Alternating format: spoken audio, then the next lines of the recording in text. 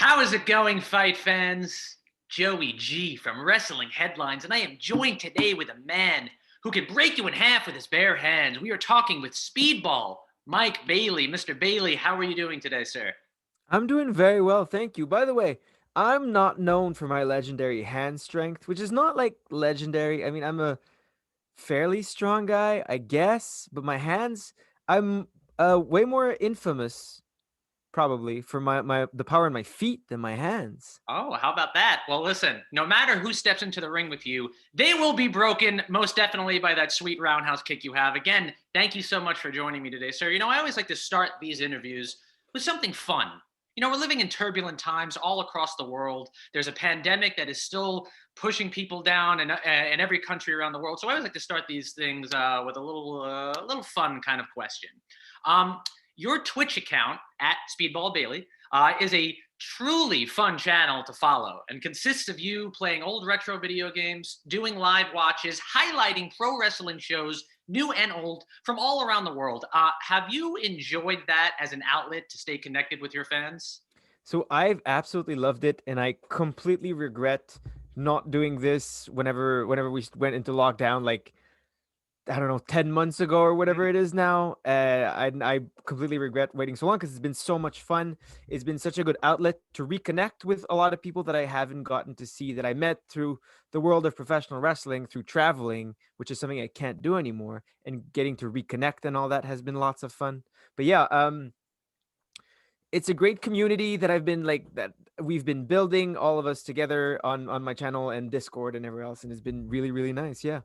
Mm, that's awesome to hear, man. And it was a real shame 5 years ago when we had those problem with the work visa that we lost Mike Bailey here in America at some of the top shows all around the world, specifically PWG. But you've still been doing your thing. You've still been doing your thing over in Japan in the British scene. You're keeping that name prevalent. Now, TV Insider this year recently put out a list naming 10 indie wrestlers that should be signed in 2021. And you, sir, we're near the very top of that list. In a dream scenario with no restrictions, with nothing going on, hypothetically, where would you think your incredible talents would best be utilized? So that is something that I have been asked many times and that I ask myself as well. And I think there's no answer.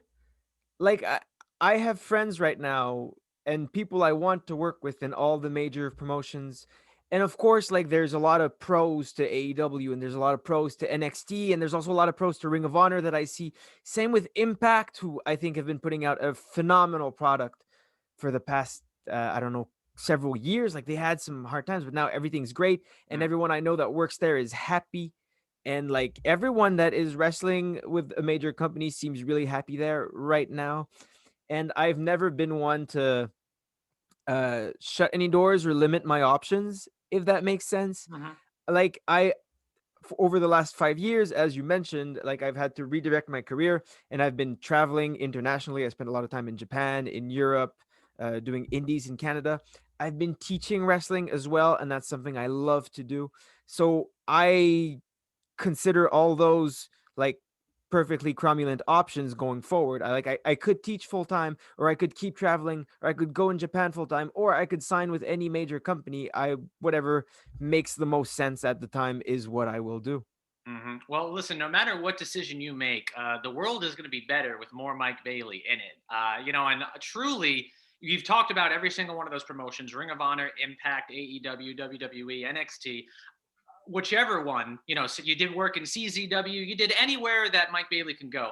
I bring those all up because truly you, sir, have a very unique thing that separates you from so many other competitors, specifically in ring. You've combined this incredible, unique type of move set, and athletic type of offense that we haven't really seen from many competitors that are working today. So truly, wherever you end up going, it's going to benefit us, the fans. I personally first discovered your work during your time at PWG, where you would put on an amazing clinic of matches with a number of big names now, guys like Will Ospreay, Roderick Strong, WWE champion Drew McIntyre, and current AEW champion Kenny Omega.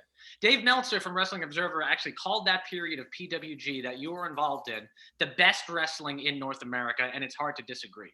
Can you talk about the atmosphere of those PWG shows both in the venue and backstage. Was there a feeling to always go out there and one up each other?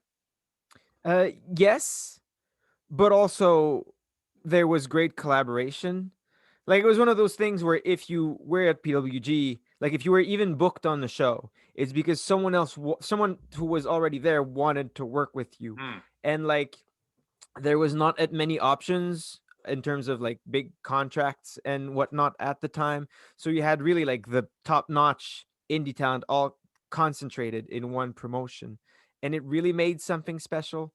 Um, the one thing, however, is like I struggle to look back at my work then, because one of my greatest accomplishments as a professional wrestler is that I've continuously gotten better.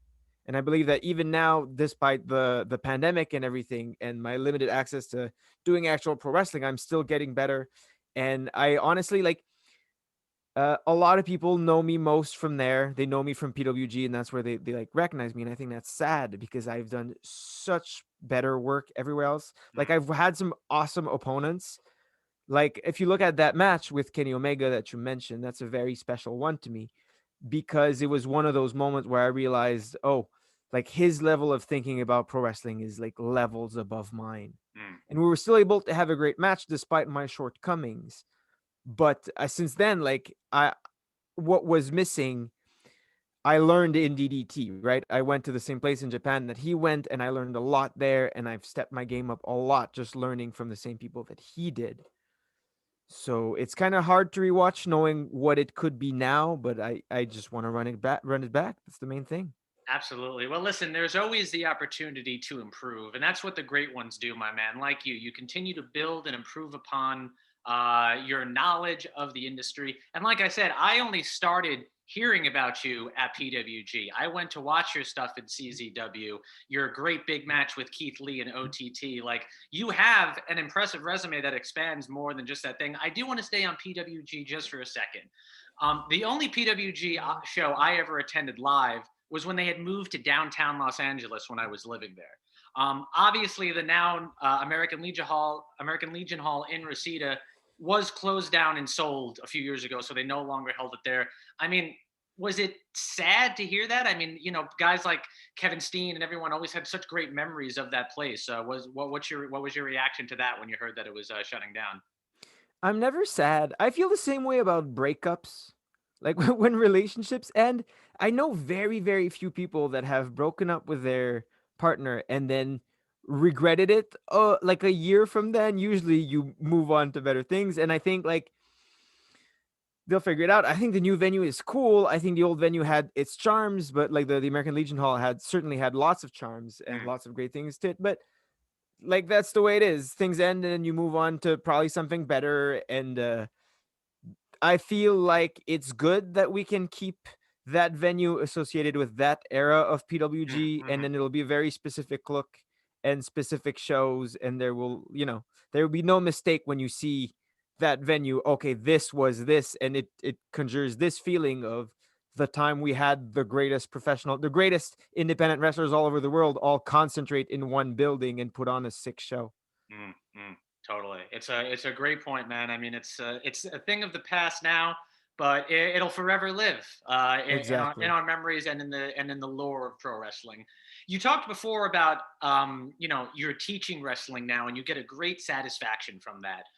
Can you just elaborate on that a little bit more? Because it was a question I had. Like, are you passing down personal, like, kind of your own what's the word, curriculum of things that Mike Bailey knows and teaches on his own, or are you passing down knowledge that was kind of given to you? So a mix of both is, I think, the healthy way to teach pro wrestling. Um, the way I try to, the way I think my teaching is different from a lot of other people is I think the beauty of professional wrestling is that it's so multifaceted, right? There's many different aspects to it, and there's never one thing that makes someone a good professional wrestler. And you will hear people say that a lot. Oh, the pro wrestling business is failing because people, I don't know, aren't in good shape, can't tell stories, don't know how to strike, don't know how to grapple. When in reality, it is and will forever be a mix of all those things that Mm, make up beautiful professional wrestling. And I think the way like that, of course, brings on a lot of difficulties because in order to be a successful wrestler, you need to be pretty decent at many, many different things, but where I think a lot of, and it's something I could do very easily, and where I think a lot of wrestling schools and trainers make the mistake is that they want everybody to fit a certain mold, Hmm. right? I'm the kick and flip guy. So if I wanted all my students to do kicks and flips, that would be a recipe for failure. The same thing goes for grappling. I can certainly teach kicks very well, but I'm not teaching people from 6 years old and then they'll wrestle 10 years from now. I'm teaching people that, you know, will learn a lot from being on shows and sort of need to get to that relatively quickly before I can teach them 10 years worth of Taekwondo.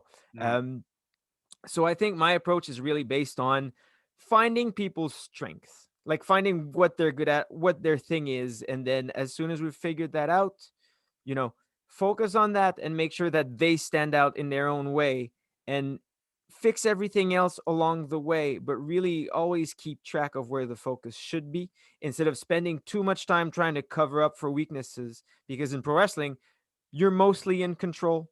If you have a weakness, you can mostly hide it as long as your strength shines brighter than that. Mm-hmm. Well, listen, any student that has you as a teacher is a lucky student, and any student that tries to get into a kicking match with the kickmaster is a very unlucky student because you will show them why you are the Taekwondo master. Well, thank you. Of course. Listen, I really appreciate you joining me, Joey G, with Wrestling Headlines. I only have one more question for you, sir. We've talked already about your elaborate work resume throughout all of these promotions. I'm going to mention some of them again just so people remember, like WCPW, CZW, PWG, all of the indies that you did in Canada, DDT Pro, which has so many more eyes on it now, which is a good thing. What would you say has been your favorite memory along that time? Um, I have several. Please share them. Don't feel like you have to just share just one. I'm in two tag teams right now. One with Mao, who wrestles for DDT as Mm, the Moonlight Express, even though we haven't gotten to team much since I haven't been able to get to Japan in just over a year. mm, But yeah, teaming with him, I think, is one of my favorite things. Notably, before we started being a tag team, we were good friends. We like to we like to train together, and we like to go to trampoline park together. And the first ever time we did a tag team match together, which was like a four-way tag thing, and we were just kind of paired together randomly.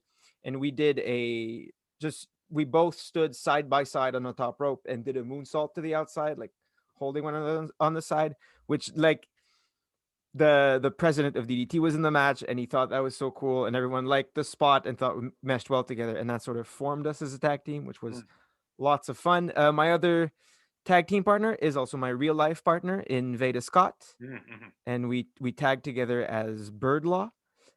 Recently we had it, not recently, it was a while ago now, maybe a year and a half. See, the last year doesn't count, so everything feels recent. Everything's kind of smushed into one thing. Like I thought it's when someone told me it was 2021, I was like, is it really? I thought it was still February. I don't know. But yeah, year and a half ago, we wrestled a tag team called Club Tropicana, who sort of have a like crazy, over the top, like sexy boat gimmick. I don't know how to explain it. Regardless, um, Veda and I decided that we were just gonna have the most absurd match possible. And teaming with her is already the most fun I have because I think she's an excellent professional wrestler. We look and think about pro wrestling in the exact same way. So teaming with her is always fun. And then just deciding to go all out and have the craziest match with like shooting star knees off the top rope and bunch of dives, but also like hitting each other with paddles and eating hot dogs mid match and just so much fun. So It yeah, sounds like the most fun thing in the world. right, it is, and that's why I do continue to do pro wrestling, because it is the most fun thing in the world. Very good, my man. Well, listen, we look forward to seeing all of the fun things that you do. Hopefully, when these travel restrictions have been lifted, we can get more Mike Bailey in the US. Until then, we look forward to seeing you. Anything you'd like to plug before we leave, sir? Nothing specific. I'm at Speedball Bailey on Twitter, YouTube, Twitch, Instagram. In this era, and I'm sure you can relate to this and you understand this really well, having a podcast of your own. We are in an era where our lives are governed by an invisible AI, a robot that controls our lives and decide what we look at on Twitch, YouTube, Instagram, all of that. a big algorithm that just controls our lives. Mhm. And as content creators, which I hesitate to call myself, but I guess is the only word that makes sense, Mhm. likes and shares and retweets and subscribes and follows and all of that just means so much to us, and it helps us out a great deal, and it's the best thing you can do for us right now. So go like, share, follow, retweet, all that good stuff. And also, if you have not seen me wrestle and you're just coming up upon this podcast, please go on YouTube, put in Speedball Mike Bailey, find some matches. I've got loads of fun ones on there. Find one you like, and please share it with your friends if you think it's worth sharing. Continue sharing the work of Speedball Mike Bailey, and you will be the blessed ones. Also, feel free to follow Veda Scott. Also has a Twitch channel. Also has all those socials. Mr. Bailey's wonderful partner in crime. So, thank you very much, sir, and we look forward to the future with you. God bless to you and yours, and safety to everyone in these turbulent times. Same to you. Thank you so much for having me. Thank you.